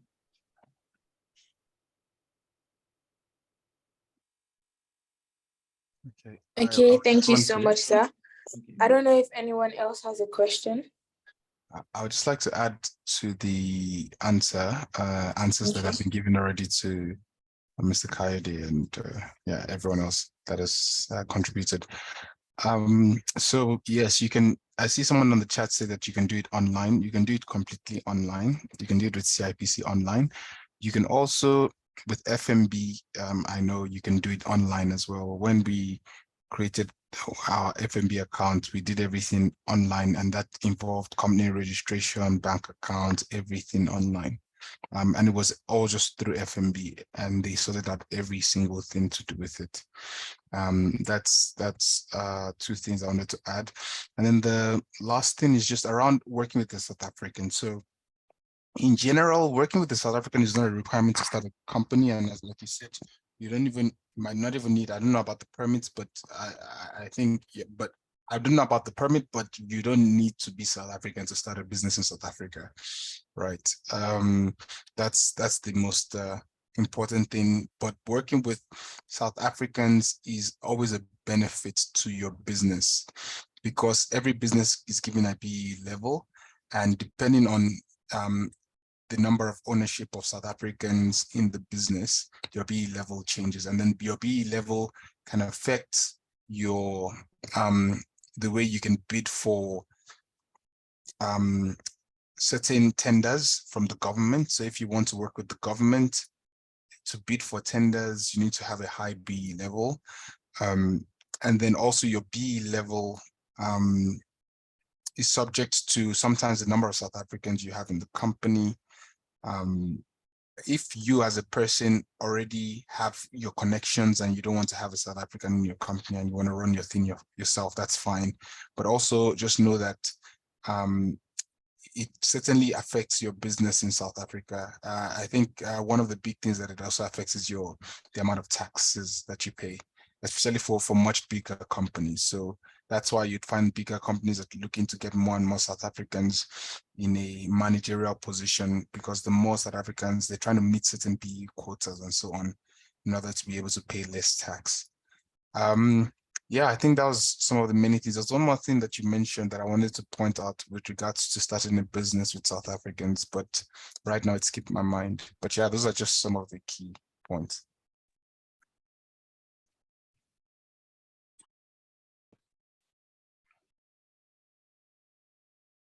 Hello? Okay. Hello? There's a question in the comments. Yeah. Yeah, and there's a hand up as well. Okay. Good day, I don't know if, everybody. okay. Good day, sir. Yes, I just want to comment on some of the issues concerning establishing a business. I've done that for the past 16 years and about 3-4 companies. But what I also discover over time, and I've interacted with a couple of people that have their businesses and have challenges. What I want to say for people that are thinking of having business in South Africa is very much unlike other nations, maybe when you look at other nations that are very tolerant, as have been said by the last speaker, you know, they make it tight for foreigners to get businesses, you know, because of the rules and regulations concerning that. That's one thing. And when you bid, they also look at who you are. All those things are also factors. So when you are thinking of establishing a business, you need to really know that, you know, it's very tight, unlike, because I've recently been into the North America, something I discovered that it's quite easier. A lot of, especially Nigerians, are doing very well, very young people, you know, between 22 and 35. They are doing well and they are supported. They do a lot of things easily without any hindrance. But here, you know, there are a lot of bottlenecks in getting businesses, you know, except if you go a little bit more one-to-one and profit. But also, you need to be sure, you need to make sure that you gather enough capital fairly, because when you start a business, you need to have a bank account, which averagely you'll be spending roughly 500 monthly, you know, to fund in terms of the charges, bank charges. You need to also look at there is intellectual property registration. So after some time, you need to pay every year. If you don't pay, after they disregister you. So you need to also, there are few other things that you need to make sure that everything is in place. You need to get an accountant and do annual returns. So you need to either NIE or whatever. So all those paperwork are very, very important that you need to, you know, it's a lot of, you need to get that out to say that you are an entrepreneur and you want to go all along with all the both financing, funding, and also try to do one or two things, because there are some things that you need to comply with. Then also, you need to be very, very, very, very up and doing. Otherwise, I've seen people that are open their business after 3 years, 4 years, they close it because it's like you are just spending money in the drain. So I will want people to be very, very prepared and very, very determined, so that you don't just open a business and at the end the bank is calling you, your account is overdrawn, nothing is happening, and so on. So I will advise that if you can build yourself well and be prepared for the journey, then there will not be any problem. Thank you very much. Thank you so much, sir. For the question in the comments, it says, can a business get a BEE certificate if they have a non-South African as one of their directors? Yeah, so I think I can just answer that. The answer is yes. Nice and short. Yes, you can. Every business actually has a BEE certificate, whether you like it or not. It's just around what level on the BEE certificate you are. So getting higher levels speaks about the type of South Africans. How you doing? I'm inspired with how much knowledge you have. Very good, got to investment. Hello? Apologies, sir. Mr. Bamioni, you can continue, sir. All right. Not a problem. So I was just going to say that I think where I stopped was that, yes, so every business has a BEE certificate. It just depends on your level in that, and the level is dependent by the representation of Black South Africans. Now, what Black means according to South African law doesn't mean that you're Black or African, or let's say black skinned. You're not how can I say it? You're not like a standard Black person. Black actually can be Indian, Black can be Chinese.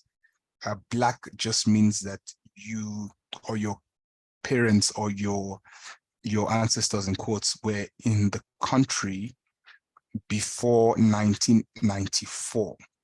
And so even me, I can be Black if my parents and my ancestors were in the country before 1994.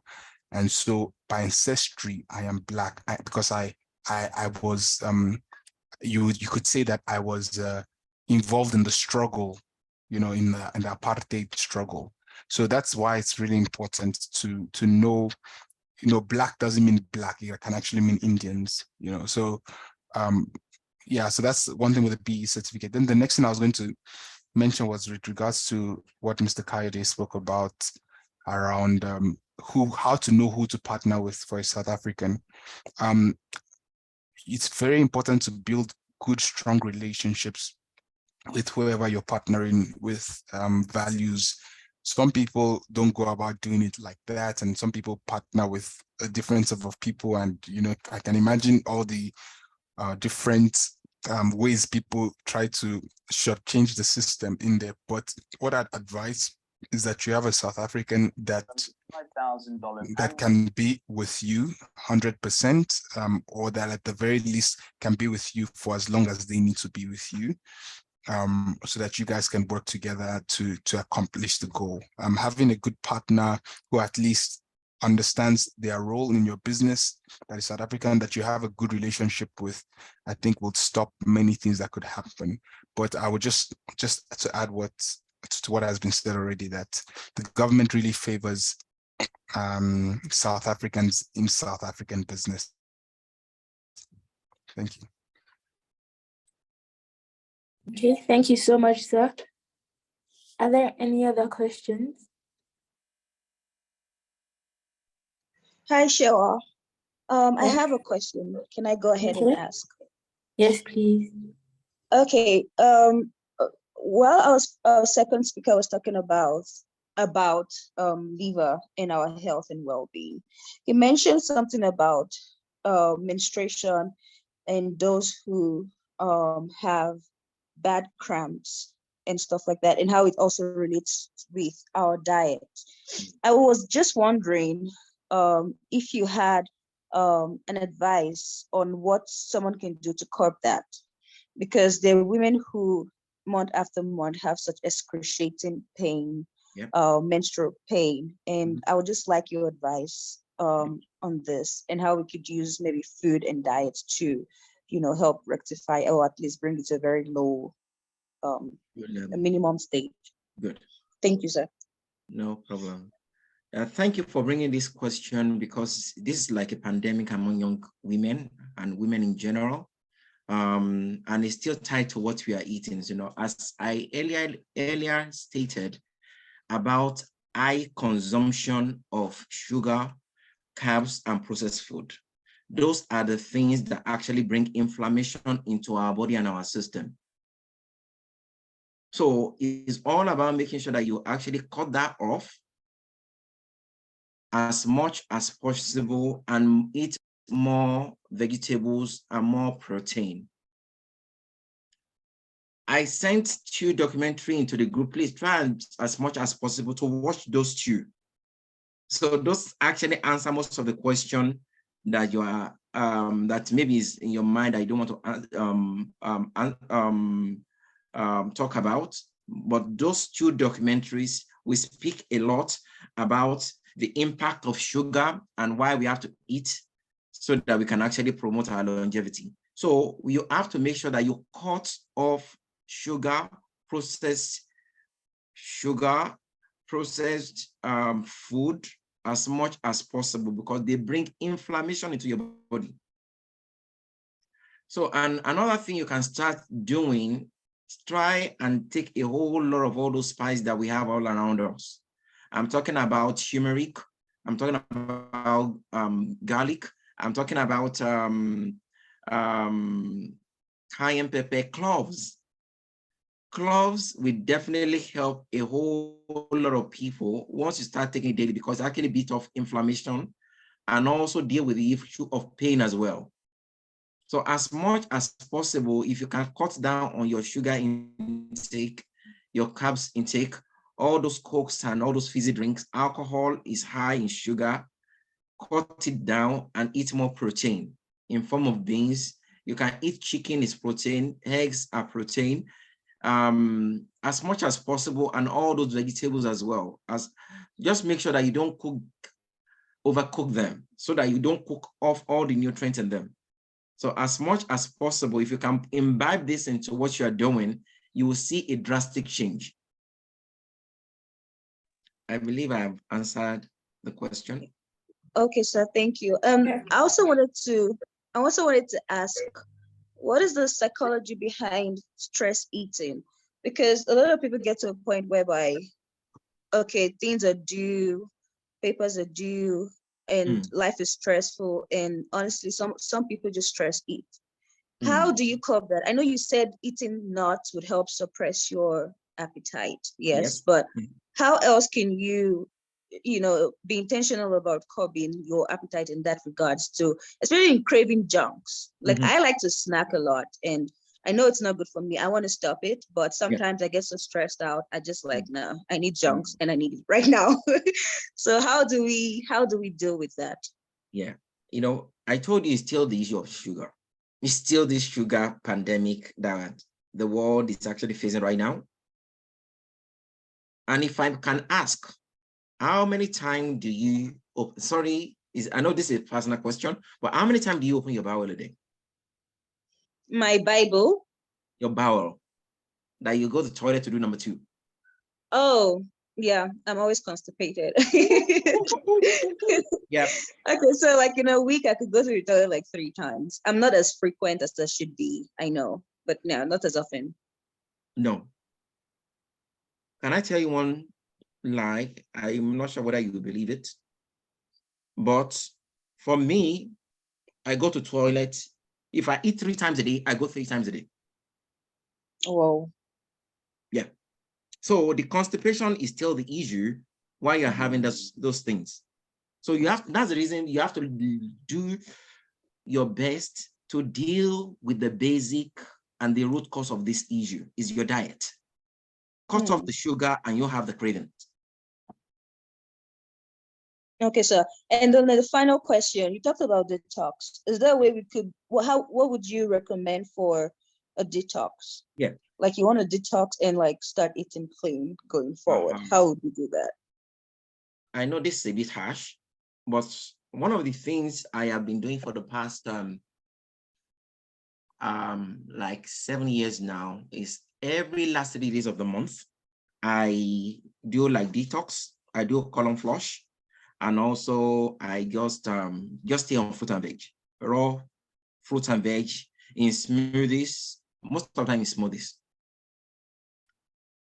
So you just take I'm not sure about the vegetable you've got in South Africa, but here, all those vegetables, I'm talking about kale, broccoli, and all those ones, they are actually packed with sulfuric acid that actually cleans your liver and cleans your system.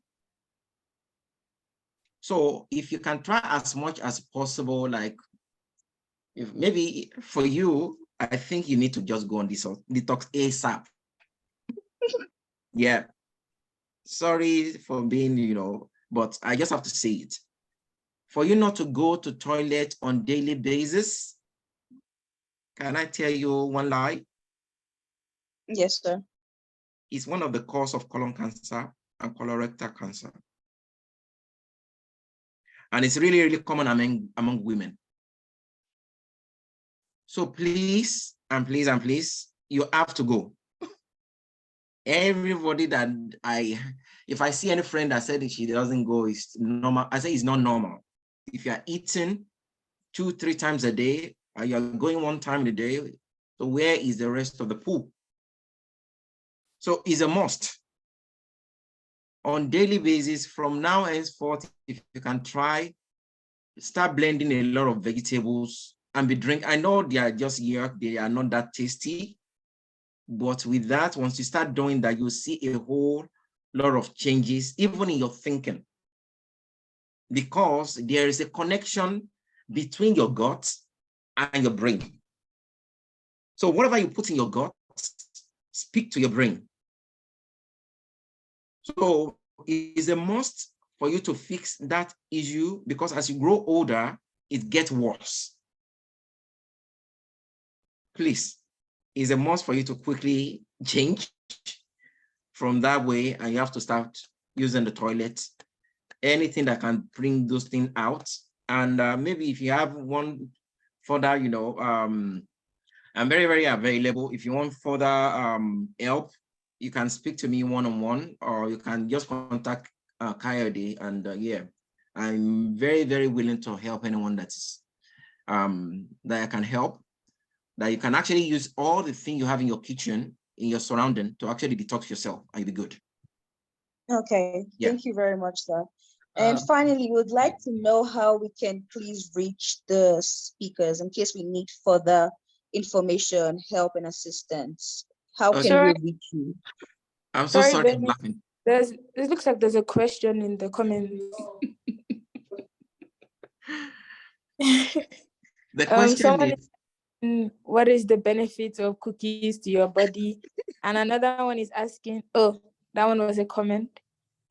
Oh, sorry, it's actually a question. If vegetables are not palatable, can they be used as milkshake? What kind of milk are you adding to the smoothies? Miss Miriam? If vegetables are not palatable, can they be used as milkshake? She says normal milk from the shop. Which number is it? All those one in tin? Maybe like liquid milk. Full cream milk. Is it like organic milk? No, sir, like normal milk. Oh, okay. She adds milk, vegetables, and dates. Okay. Okay. So for the milk, I don't support. It all depends on the milk. If it's like almond milk, coconut milk, oat milk, I would definitely support that. Date is still a bit sugary. For you to see the full effect of any vegetable you are taking, remove every form of sugar as much as possible, but maybe you can add like apple or orange to it to sweeten it up a bit. Full cream milk, I don't support it with your smoothies. It actually depletes the health She's asking if she can put banana. Oh yes, definitely. Banana is fine. It's high in potassium, which is very good. You know, with your smoothies, you can actually add nuts as well, like cashew nuts, peanuts, all those nuts, because they are protein. So your vegetable smoothies or to your fruit smoothies. And let me quickly go back to that question. I believe that person must be joking. If cookies are the health benefit of it. Definitely you see a whole lot of health benefit of cookies online, which are not that good. So cookies are just processed food. I don't buy to them. They won't have to. Pardon? Hello, sorry, sir. Can I just add to like a question? I think personally, maybe you can now correct me because I'm not sure we've shared it with you before. For me, I prefer to bake my things at home. And when I bake my cookies, do my meat pies, my chin-chin, at times I mix it with all these vegetables, put them just cloves and everything. So it's not like the regular cookies you buy all those spices outside. But like if you do it yourself, do you think that is much better? Because I think now you can now add all those veggies and with your flours and mix, and it's just come out in a healthy way rather than using processed sugars and the rest. But are we because what you just said is actually very, very spot on. So far you are making yours from home, the ingredient you put into it, you didn't add any preservatives or any form of chemical into it. Very, very good. And you can be able to add all those spices as well to spice it up, and it's good for you. If it's homemade cookie, oh yes.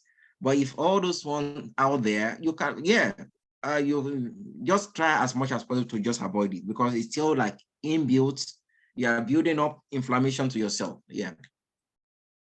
Yeah, and sorry, I just want to ask this part. Yeah. I remember there Definitely, was- you can actually, you know, like okay, can I just ask a question? Hello? Yep. Okay, so I remember there was a time Yes, we you can. spoke, that was when I was about to have my baby, and you mentioned a particular spice or maybe herbs that actually helps in terms of brain development, you know, assist with retentive memory. I'm not sure, maybe it's clove or something. Probably you can actually share that with us, It's not that clear. The especially. question is clear. Yeah. Can you get, I think, can you hear me? Okay, let me type it out. I think my network is.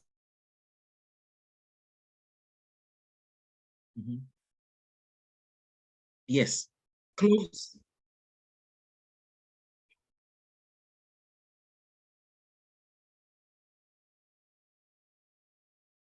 Because I think because of the reception from your own hand, I cannot grab the question. Please do. Thank you.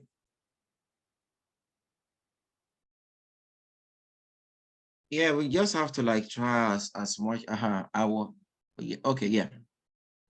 We just have to try our best these days. A lot of things are happening. Lots of people are taking time bomb. I don't take constipation for lightly at all. I in my former church in Abuja, I have one woman of God. This woman of God is fervent. She's anointed. She prays for the sick and they get healed. But what killed her? Colon cancer. When I saw our obituary online, I said, definitely this is not the devil that killed this woman because she's firebrand. She prayed for the sick and they get healed. So what happened? Not knowing she's got colon cancer. And that's what the Bible says. My people are destroyed because of lack of knowledge. So all those things, some people say, oh, it's normal for me to eat, not to pull 2, 3, it's my normality to pull just 2, 3 times a week. I say, what? That is a big issue. So anyway, can you relate? Thank you very much, sir. Mr. or Miss Adioba is raising his or her hand. Okay. You can unmute. Can you relate? Okay. Can I quickly answer Ayodele, please? Okay, sir. Okay. My question is, what spice help with brain memory alertness? I remember during our talk, you mentioned something similar. Yes. One thing about that the brain needs the most is something that actually boosts circulation. And one of the one that boosts circulation is cayenne pepper. All those are spicy, hot pepper. They are high in capsaicin. So therefore they actually boost circulation of blood to the brain. So I'm talking about cayenne pepper as a spice. And also I'm talking about rosemary, ginkgo biloba, gotu kola. Those are brain boosting herbs that you can actually go for. And for yes, exercise does boost circulation, but after exercising, what else are you putting into your body as well? Because those of them, if you are doing exercise and you are not having a good meal, like I tell people, for me, maybe because of the nature of my work, I walk 10,000, I do 10,000 steps to 15,000 steps a day during my shift. I don't have time at all to register in a gym. So that's my means of exercise. But with that, I still keep, because people still, oh, do you go to, I don't. So if you're having a good exercise and you're having a good diet, what a great combo. So, but some people, they will go for exercise and they come back and they eat junk. So it's not balanced. So you have to balance it. So exercise definitely boosts circulation. Definitely, as if you incorporate good diet to it, you will be fantastic. Okay, thank you, sir. Mr. or Mrs. Adeoba, apologies. Yeah, the question I want to ask has just been mentioned. I actually want to speak to the lady that mentioned anxiety eating. That's a combination of exercise and a good diet. We actually take that.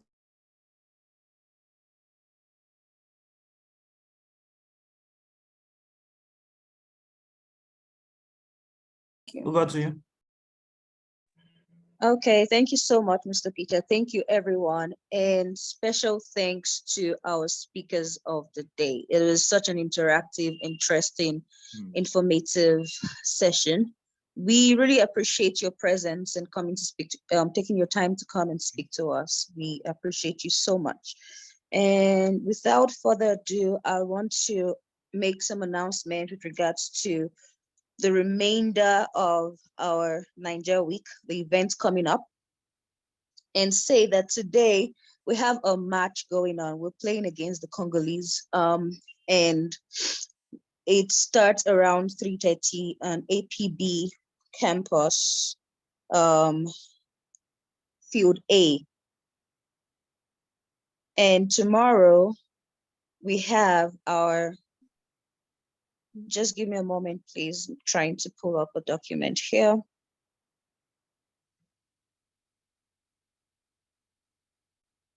Yeah, but we look forward to everyone's presence for the soccer game today, to come and cheer our Nigerian players and make sure they don't beat us like the last time. Tomorrow we have our academic conference, which would start around 3. Did you want to say something, Mr. Peter? No, I was the one laughing. You said they beat us because yes, they beat us 13. Is it not 13 to the last time? You don't want that to happen again. Don't say that in front of our speakers now. We are good soccer players. Sorry, Ms. Bernice. Apologies. Before you round up, Ms. Bernice, Okay. some of the participants are asking for the contact details of our guest speakers. Please, sir, you can please provide, if you don't mind, provide your contact details to us in the chat box, as some persons would love to reach out to you. Thank you very much. Okay. Not a problem. Yeah. Thank you, Mr. Peter. So for tomorrow, we have our academic conference, which will kick off around 3, and it's going on in the STH at APB. And then we have 3 keynote addresses from 3 prominent speakers, which you should look forward to tomorrow. And then we also have our CONSUJ dinner, which of course it's strictly by invitation. And if you're here and you still do not have a ticket, please let us know so we can send you the link where you can purchase the ticket for tomorrow's dinner for only 120 rands. And yes, with that, I would like to call it a day here, but ask if any other person has anything to add. Thank you.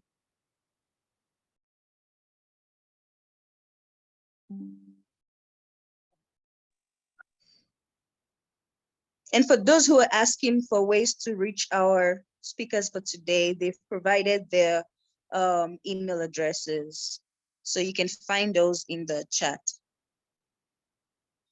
So I would like to hand back over to Mr. Peter to do the final conclusion for today.